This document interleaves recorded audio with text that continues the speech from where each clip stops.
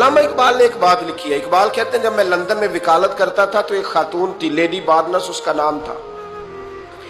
چھوٹے موٹے مقدمات لے کے وہ میرے پاس آتی تھی. بی بی ایک ہوٹل چلایا کرتی تھی. اس کا خامند جو تھا وہ فوج میں ملازم تھا. اقبال نے خود لکھا ہے, اقبال فرماتے ہیں کہ ایک دن وہ خاتون پھر کسی کیس کے سلسلے میں میرے پاس آئی, تو جب وہ آئی تو اس نے نقاب اوڑھا ہوا تھا, برقع کیا ہوا تھا. تو چونکہ اس نے نقاب اوڑھا تھا, مسلمانوں کی نشانی تھی. نقاب اوڑھنا کن کی نشانی ہے؟ اللہ آپ کو خوش رکھے. تو کہتے وہ نشانی چونکہ اہل اسلام کی تھی تو مجھے تجسس ہوا.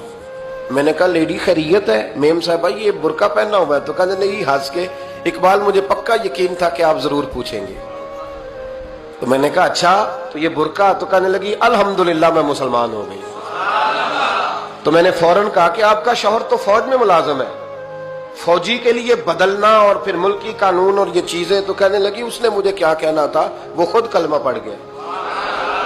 تو کہتے ہیں میں اور متجسس ہوا. وہ کیس کی بات کرتی تو میرا تجسس بڑھ گیا. میں نے کہا تو کیس چھوڑ یہ بتا کلمہ کیسے پڑھا؟ تو کہنے لگی اقبال اصل بات یہ ہے کہ میں نا بے اولاد تھی, خامد بھی بڑے اچھے پیسے کماتا, میں خود بھی ہوٹل چلاتی, پر ڈپریشن اور ٹینشن اور بلا وجہ کی پریشانیاں جان نہیں چھوڑ. یہ ٹینشن اور ڈپریشن کا نا مجھے عربی ترجمہ کوئی نہیں ملا. یہ ڈپریشن اور ٹینشن کا نا میں نے تلاش کیا ہے, لیکن مجھے عربی لغت کے اندر ان کے معنی مجھے لگتا ہے کہ اس زمانے میں یہ چیزیں تھی ہی نہیں. ہوتی تو ان کا کوئی نام بھی, یہ آج ہے نا تو اس لیے آج کے زمانے میں ہی نام ہے مفت کا, مفت کی پریشانی. تو کہتی ہے مجھے ٹینشن اور ڈپریشن رہتی تھی ہر وقت, بڑی میں پریشان رہتی تھی. میرے ساتھ ایک عجیب واقعہ ہوا کہ میرے ہوٹل میں نا ایک بابا جی برتن مانجتے تھے, بوڑھے آدمی تھے, 70 سال کے قریب عمر تھی. ان کا ایک بیٹا تھا, ایک بہو تھی, ایک پوتا تھا, لیکن وہ بیچارے بیٹا بیمار رہتا تھا تو لہذا وہ خود مزدوری کرتے. کہتے ہیں ایک دن وہ بابا جی میرے پاس آئے, کہنے لگے میم صاحبہ 2-4 دن کی چھٹی چاہیے. تو میں نے کہا خیریت ہے؟ کہنے لگے میڈم میرا بیٹا فوت ہو گیا. بیٹا, آپ کو پتہ ہے باپ کا جنازہ پڑھنا آسان ہے, بیٹے کا جنازہ اٹھانا بڑا مشکل کام. کہتی ہے میں کچھ لکھ رہی تھی, میرے ہاتھ سے قلم گر گیا. میں نے خود گاڑی بھیجی, بابا جی گاؤں چلے گئے جہاں وہ رہتے تھے. کہتی 2-3 دن کے بعد میں اور میرا شوہر گئے تو رستے میں ہم باتیں کر رہے تھے کہ کیا تعزیت کریں گے. ایک ہی بیٹا تھا, کوئی رشتہ دار بھی نہیں, تو اس کی تو کائنات اجڑ گئی, کن لفظوں سے اسے تعزیت کیا کہیں گے. کہتے جب ہم گئے تو وہ ٹوٹی ہوئی چٹائی پہ بیٹھا تھا, کچھ لوگ قریب تھے. ہم نے جا کے کہا بابا آپ مسلمان ہیں, ہم آپ کو کیا نصیحت کریں, ایک ہی بیٹا تھا, کہ کس طرح کر کے ہم آپ کو تسلی دیں. تو کہتے اس نے آنکھیں کھولی, بوڑھی آنکھوں میں ایمان کی روشنی.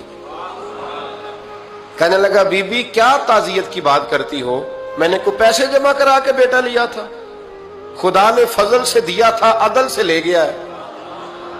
میں اپنے رب کے فیصلے میں بڑا راضی ہوں, اللہ بڑا کریم ہے, وہ لے گیا, اس کا مال تھا. آپ یقین کریں ہمارے دیہاتی لوگ یہ کہا کرتے تھے, میں نے کانوں سے سنا ہے. ایک بوڑھے آدمی کا ایک دفعہ بیٹا فوت ہو گیا تو کسی نے اس سے کہا بابا چھوٹی عمر میں بچہ چلا گیا تو مجھے لفظ نہیں بھولتے. کہنے لگے پتر اللہ دی فصل ہے, کچی وڈے تاوی ہو دی ہے.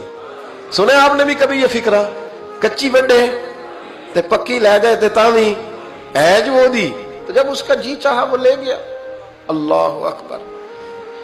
وہ خاتون کہتی ہے کہ وہ بابا جی سے میں نے کہا کہ چلو آپ 1 مہینے کی چھٹی کر لے. تو کہنے لگا نہیں میڈم میں مسلمان ہوں, مفت کی روٹی نہیں کھاتا, مزدوری کر کے کھاتا ہوں, میں انشاءاللہ 2-3 دن کے بعد کام پہ آ جاؤں گا.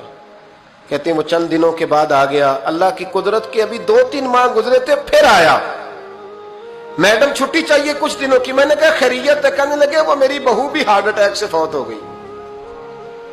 کہتے اب میں بھی تڑپ گئی اور عیسائی ہو کہ میری آنکھوں میں آنسو آ گئے. میں نے کہا گھر کا دروازہ بند ہو گیا, اب یہ بیچارہ کیا کرے گا. وہ اپنے شوہر کے غم میں ہارٹ اٹیک سے فوت ہو گئی. کہتے ہم پھر 2-3 دن کے بعد تعزیت کے لیے گئے, پھر ٹوٹی ہوئی چٹائی, بوڑھا نہ اپنی انگلیوں سے زمین پر کچھ بنا رہا. کہتی ہے قریب گئی اور میں نے جا کے کہا بابا اب تو تسلی آپ نے خود ہی کرنی ہے, جو نظام تھا وہ تو ہو گیا. تو کہتے ہیں پھر اس نے آنکھیں کھولی, آسمان کی طرف دیکھا تو کہنے لگا بیٹی کوئی پریشانی نہیں, मेरा बेटा बगैर शादी के भी तो फौत हो ही सकता था ना। बस मेरे मालिक ने जब चाहा जैसे चाह हुआ। मैं इंशाल्लाह 2-4 दिन के बाद काम पे आऊंगा। ये मेरा 3-4-5 साल का पोता है, अभी स्कूल दाखिल हुआ है, मैं साथ ले आऊंगा, वहां मेरे साथ ऊपर क्वार्टर में जहां मैं रहता हूं ये भी रहेगा। कहती है मैं सख्ते में आ गई उसकी कैफियत देख के। वो पोते को साथ ले आया। कभी कभी मैं देखती छत पे खड़े होके कि दादा घोड़ा बना हुआ है और पोता सवारी कर रहा है।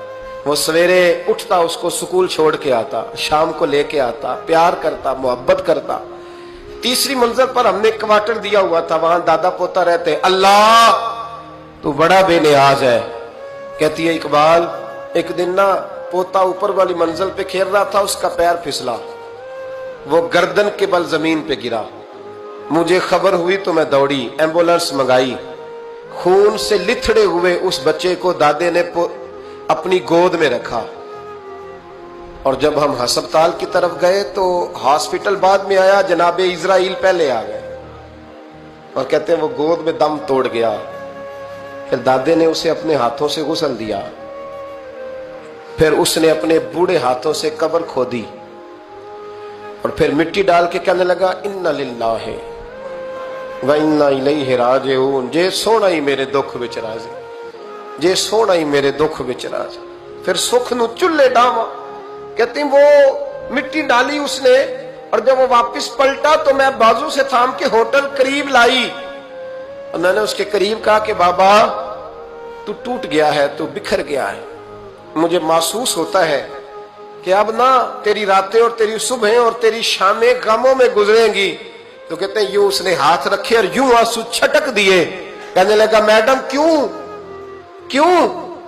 मेरे अंदर कोई अकीदा नहीं, मैं कोई लवारस हूं, मेरा कोई रब नहीं, मैं क्यों परेशान रहूंगा, मैं तो पका हुआ फाल हूं।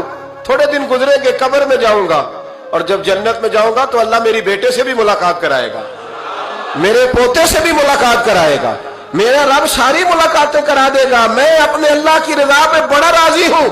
वो खातून कहती है मेरा और मेरे शौहर का कलेजा फटने लगा। मैंने कहा बाबा ये जज्बा कहां से मिलता है, ये सुकून कहां से आता है, ये कैफियत कैसे मिलती है। मुझे कहने लगा तूने लेनी है। मैंने कहा तो कहने लगा तू भी गुंबद खजरा वाले नबी का कलमा पढ़ जा, तू भी रसूलुल्लाह का कलमा पढ़ जा।